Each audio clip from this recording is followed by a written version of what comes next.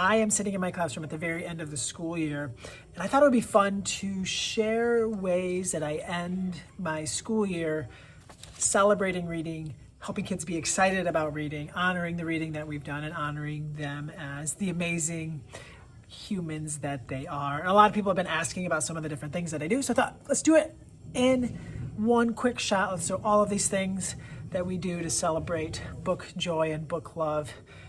And so I thought we would do that here. So thank you so much for checking this out. It means the world to me. I'm a fifth grade teacher. I teach in Michigan. I teach in a small town, a one blinking light town. I attend the same elementary school that I went to as a kid. So it's a pretty tight-knit community. And here are some of the things that we do.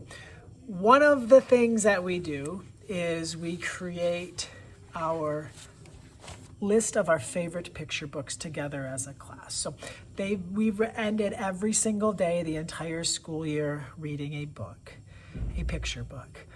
And every 25 picture books, they write down their 3 favorite. They're on the floating shelves so they can see all these 25 books. And then I start to replace them with the next 25. But every 25, we pause and they write down their 3 favorite books and why they picked them. Then at the end of the year, I have a compiled list of all of the books on bookshop.org so I can see all the photos and things.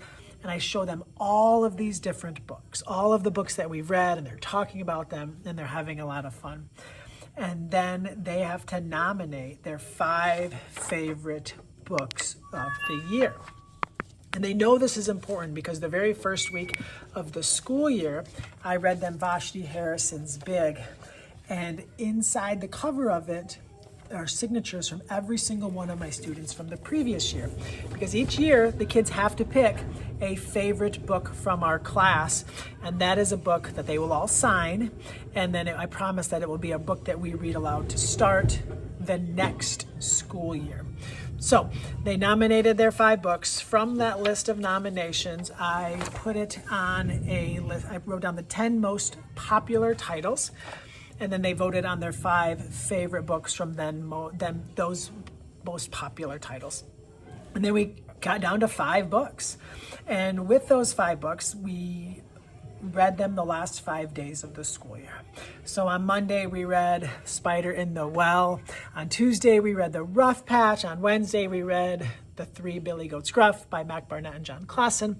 And then on Thursday, we read The Duck, the Wolf, and the Mouse by John Clausen and Mac Barnett. And then on Friday, the last day of the school year, we read what was their favorite book of the year, Sam and Dave Dig a Hole, also by Mac Barnett and John Clausen. Yes, their 3 favorite books from the school year were all by the same 2 creators. And just getting a chance to revisit those beloved tales, getting a chance to see them sign that book, knowing that future classrooms will get a chance to read it was really, really special. And this was the first time that I spent the last week rereading their 5 favorite books, and we will definitely incorporate that going into the future because that was a whole lot of fun. Another thing that we did to end the school year was they created their favorite book list of the year. So I gave them a template where it had just 4 book spines basically in a stack that they could draw and write their favorite books on. And what they did was they came up with a theme. So maybe their favorite chapter books, maybe their favorite scary books.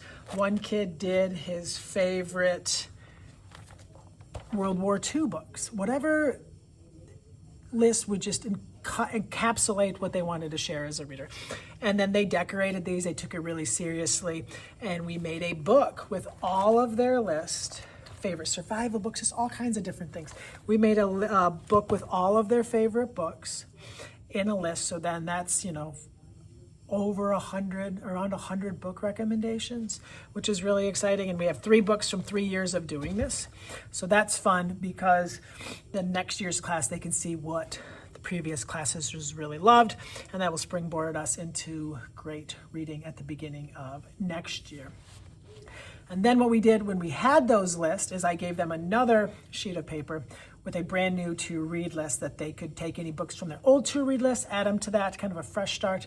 And then they went around and talked to each other about their list, shared their list, and then they all left with, I think, between 10 and 15 books to read in the future. So that to-read list is a really great way to kind of put a bow on it because that really encourages them to continue to read going forward.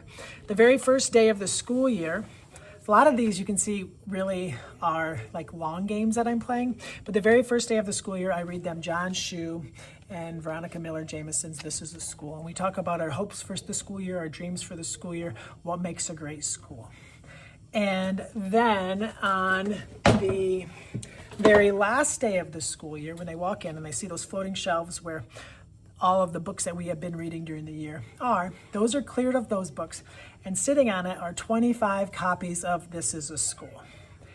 And I have had every single one of their elementary teachers sign it and write a letter in it. And I bring donuts in and I start telling the kids, like, I got all of you this book that we started the year with, and I got you all a copy. And I say I'm going to call them each up and I talk a little bit about them, celebrate each kid, give them a donut and give them their book, but they're not allowed to open it. They don't really know what's inside. And then when they're all done, I'm done celebrating and honoring each one of them, they go back to their seats. I say, now we're going to read This Is a School. We'll bookend our year. It was our first read aloud and now it will be our last. And they open the book and they gasp because they see all of these letters on the end papers and in the pages from all of the teachers that loved them so dearly during their time at our school. It's a magical moment. Then once we're done reading it, we give them some time to read the letters. Once we're done reading it, in the other back end papers or somewhere else in the book, everyone goes around with a Sharpie and signs everyone's book, kind of old school yearbook style. One thing that I haven't mentioned, probably the two most important things that we're doing at the end of the year is we're continuing to read every single day. They have independent reading time every single day. We're never going to give that up. No, that is non-negotiable. We're also finishing up our chapter book read aloud. We went all the way up until the very end reading Barbara O'Connor's Wish. We did a lot of read aloud math where we were dividing the number of chapters and the number of pages by the number of days to make sure we could finish it. And this was my first time reading Barbara O'Connor's Wish aloud to kids, and I wanted to do it because I knew Dream is coming out, the companion book that the kids might be interested in at the beginning of next year. So Red Wish, I will say I cannot remember the last time I cried so much during a read aloud. Maybe the first time I read K.D. Camilla's Because of Winn-Dixie 14 years ago. But wow, what an ending. Amazing. My favorite thing that we do at the end of the year, the final thing that I'm going to talk about today, is we write letters to our future selves. So kids get a piece of paper and we talk about what could possibly be in these letters. And then they write a letter that I promise that I will give them when they graduate from high school. And they decorate the envelope. They encourage each other to write all kinds of different things. It's really grown over the years because kids tell me about all the different things they put in it. So I have more things to suggest. And it's for their eyes only. So then they seal the envelope. I keep them in a basket where I have like 6 years of letters in. And I hold on to them until they come back to school and walk through with their caps and gowns at the end of their high school career. This was the first time that I got a chance to pass out these letters to kids. My very first 5th grade class were graduating seniors, and passing those letters out after waiting 7 years to deliver them was probably one of the most amazing moments of my teaching career. It was beautiful. It was life-changing for me, and I couldn't believe how excited they were to read their letters. I thought they'd take them home and maybe open them, maybe not, but they almost all ripped them open right away and were laughing and smiling and crying and hugging. It was amazing.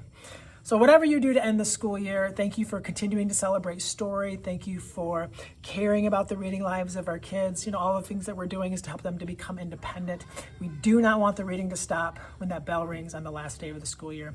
We want them to be readers. We want that to be a part of their life for the rest of their life. So thank you for honoring readers. Thank you for tuning into this.